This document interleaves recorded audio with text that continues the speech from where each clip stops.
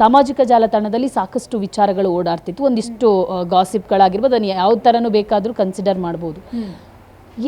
ರಚಿತಾ ರಾಮ್ಗೆ ಎಲ್ಲಿಂದ ಹಣ ಬರುತ್ತೆ, ಯಾಕೆ ಇಷ್ಟು ಅವರು ಲಕ್ಸುರಿ ಲೈಫನ್ನು ಲೀಡ್ ಮಾಡ್ತಾ ಇದ್ದಾರೆ, ಒಂದಿಷ್ಟು ನಿಮ್ಮ ಕಿವಿಗೂ ಬಿದ್ದಿರುತ್ತೆ. ಎಲ್ಲಿಂದ ಹಣ ಬರುತ್ತಾ? ನಾನೇನು ಅಲ್ಲ, ಟೆಲ್ ಮಿ ಒನ್ ಥಿಂಗ್, ಫ್ರೀಯಾಗಿ ಏನಾದರೂ ಕೆಲಸ ಮಾಡ್ತಿದ್ದೀನ ನಾನು? ಹಾಂ, ಫ್ರೀಯಾಗಿ ಏನಾದರೂ ಕೆಲಸ ಮಾಡ್ತಿದ್ರೆ ಏನೂ ಸಿನಿಮಾ ಮಾಡ್ದೇನೆ ಮನೇಲಿ ಆರಾಮಾಗಿ ಕೂತ್ಕೊಂಡಿದ್ದು ರಾಣಿ ಥರ ಇದ್ದರೆ ಹೇಳ್ಬೋದು. ಹೌದು, ಎಲ್ಲಿಂದ ದುಡ್ಡು ಬರುತ್ತೆ? ಫಸ್ಟ್ ಆಫ್ ಆಲ್ ನಾವಿಲ್ಲಿ ಯಾರನ್ನೂ ಪ್ರಶ್ನೆ ಮಾಡೋ ಅರ್ಹತೆನೇ ಇಲ್ಲ ನಮಗೆ. ಈ ಪ್ರಶ್ನೆ ನಮ್ಮ ತಂದೆ ತಾಯಿ ಕೇಳಿದ್ರೆ ಉತ್ತಮ.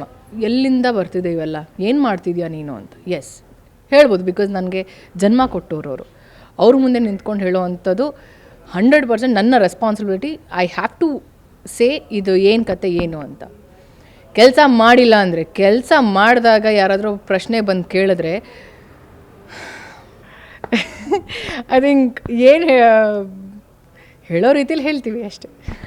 ಇದಕ್ಕೆ ಇನ್ನೊಂದಿಷ್ಟು ಹೇಳೋದಾದರೆ, ಸದ್ಯಕ್ಕೆ ರಚಿತಾ ರಾಮ್ ಕನ್ನಡ ಇಂಡಸ್ಟ್ರಿಯಲ್ಲಿ ಟಾಪಲ್ಲಿದ್ದಾರೆ, ಹೈಯೆಸ್ಟು ಸ್ಯಾಲ್ರಿ ತಗೋತಾ ಇದ್ದಾರೆ, ರೆಮ್ಯುನರೇಷನ್ ತಗೋತಿದ್ದಾರೆ, 1 ಕೋಟಿ ದಾಟಿದ್ದಾರೆ ಅಂತ. ಹೌದಾ ಅಂತ ಒಂದು ಮಾತು ಹೇಳ್ತೀನಿ ದೀಪಿಕಾ, ಎಲ್ಲ ಹೆಣ್ಮಕ್ಳಿಗೂ ಎಲ್ಲ ಗಂಡು ಮಕ್ಳಿಗೂ ಒಂದು ಆಸೆ ಅಂತ ಇರುತ್ತೆ.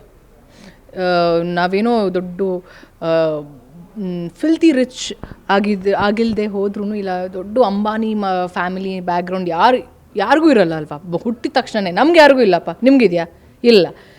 ಅಂಥವ್ರಿಗೆಲ್ಲ ಕನಸೇನಿರುತ್ತೆ ಹೇಳಿ? ಎವ್ರಿ ಇಯರ್ ಇಲ್ಲ ಪ್ರತಿದಿನ ಏನಾದರೂ ಒಳ್ಳೇದಾಗಬೇಕು ಲೈಫಲ್ಲಿ, ಏನಾದರೂ ಸಾಧನೆ ಮಾಡಬೇಕು, ನಾವು ಲೈಫ್ ಸ್ಟೈಲ್ ಏನಾದರೂ ಚೇಂಜ್ ಮಾಡಿಕೊಳ್ಳೋಣ. ಜೊತೇಲಿ ಇರೋರೆಲ್ಲ ತುಂಬ ಚೆನ್ನಾಗಿ ಆಗ್ತಿದ್ದಾರೆ ಅಂದಾಗ ಆಟೋಮೆಟಿಕ್ಕಾಗಿ even you also feel like, ನನಗೆ ಅನ್ಸತ್ತಪ್ಪ ಎಲ್ಲರೂ ಏನೇನೋ ಸಾಧನೆ ಮಾಡ್ತಿದ್ದಾರೆ. ಸತ್ಯ ಹೇಳ್ತೀನಿ, ನನಗೆ ಹಾನೆಸ್ಟ್ಲಿ ಇನ್ಸ್ಪೈರ್ ಆಗೋದು ನನಗೆ ದರ್ಶನ್ ಸರ್ ಆಗಿರ್ಬೋದು, ಇಲ್ಲ ಯಶ್ ಅವ್ರು ಆಗಿರ್ಬೋದು, ಗಣೇಶ್ ಸರ್ ಆಗಿರ್ಬೋದು, ಎವ್ರಿ ಒನ್.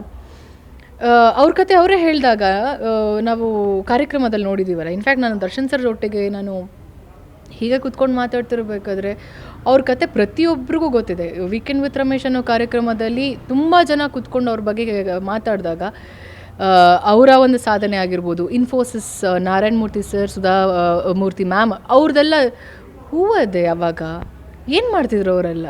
ಇವತ್ತು ಅವ್ರು ಹೇಗಿದ್ದಾರೆ, ಅವ್ರ ಲೈಫ್ ಸ್ಟೈಲ್ ಹೇಗಿದೆ?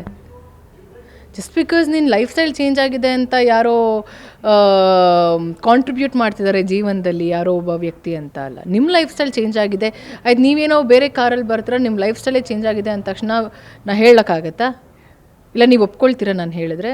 ಯಾಕೆ ನೀನು ಕೆಲಸ ಮಾಡ್ತಿಲ್ವಾ? ನಿನ್ನ ಕೆಲಸಕ್ಕೆ ನೀನು ಸಂಬಳ ತೊಗೊಳ್ತಿಲ್ವಾ? ಎಷ್ಟು ವರ್ಷದಿಂದ ಇದೆಯಾ ಇಂಡಸ್ಟ್ರಿಲಿ ನೀನು, ಈ ಜರ್ನಲಿಸಮಲ್ಲಿ? ದಿಸ್ ಇಸ್ ಹೌ ನಿನಗೆ. If you stand front of the mirror, you will question yourself, what am I doing? I am working since so many years. ಆಮೇಲೆ ನಾನು ಹೀಗಿದ್ದೀನಿ, ನಾನು ಯಾಕೆ ಹೆದರಬೇಕು? When you are honest, when you are loyal to your work, and ನಿಮ್ಮ ಕೆಲಸಕ್ಕೆ ನೀವು ಯಾವಾಗ ಮರ್ಯಾದೆ ಕೊಡ್ತೀರೋ, ಈ ವಿಷಯಕ್ಕೆಲ್ಲ ನಾವು ಯಾವುದು ತಲೆ ಕೂಡ ಕೊಡೋಲ್ಲ. ಸದ್ಯಕ್ಕೆ 1 ಕೋಟಿ ತಗೋತಿರೋದು ಹೌದಾ? ನೆಕ್ಸ್ಟ್ ನಾನು ಒಂದು ಮಾತು ಹೇಳ್ತೀನಿ, ನಾನು ಆಡಿಟರ್ ನಂಬರ್ ಕೊಡ್ತೀನಿ ನಿಮಗೆ, ನೀವು ಕೇಳಿ ಅವ್ರನ್ನ. ನಾನು ಇಟ್ಸ್ ನಾಟ್ ದಟ್ ರಿವೀಲ್ ಮಾಡಿದ ತಕ್ಷಣ ಏನೋ ಓಹೋ ಹಾ ನಾ ಹೇಳಲ್ವಾ ನಿಮಗೆ. ಸೀರೆಗಳ ವಿಷಯಕ್ಕೆ ಕೌಂಟ್ ಮಾಡಿ ಇಟ್ಕೊಳ್ಳೋಳಲ್ಲ ನಾನು. ನನ್ನ ರೆಮ್ಯುನರೇಷನ್ ಎಷ್ಟು ತೊಗೊತೀನಿ, ನನ್ನ ಪೇಮೆಂಟ್, ಅದು ಕೆಲವೊಂದು ವಿಷಯಗಳು ಸೀಕ್ರೆಟಾಗಿರಬೇಕು. ಅದರಲ್ಲಿ ಪೇಮೆಂಟ್ ಕೂಡ ಹಾಗೆ ಇರಬೇಕು. ಏನೋ ಹೇಳ್ತಾರೆ ಗೊತ್ತಾ, ಏನೋ ಗಂಡ್ಮಕ್ಳು ಪೇಮೆಂಟ್ ಕೇಳಬಾರ್ದು, ಹೆಣ್ಮಕ್ಳು ವಯಸ್ಸು ಕೇಳಬಾರ್ದು ಅಂತ. ಈಗ ಹೆಣ್ಮಕ್ಳದು ಗಂಡು ಮಕ್ಳದು ವಯಸ್ಸು ಕೇಳಬಾರ್ದು, ಇಬ್ಬರದು ಪೇಮೆಂಟು ಕೇಳಬಾರ್ದು.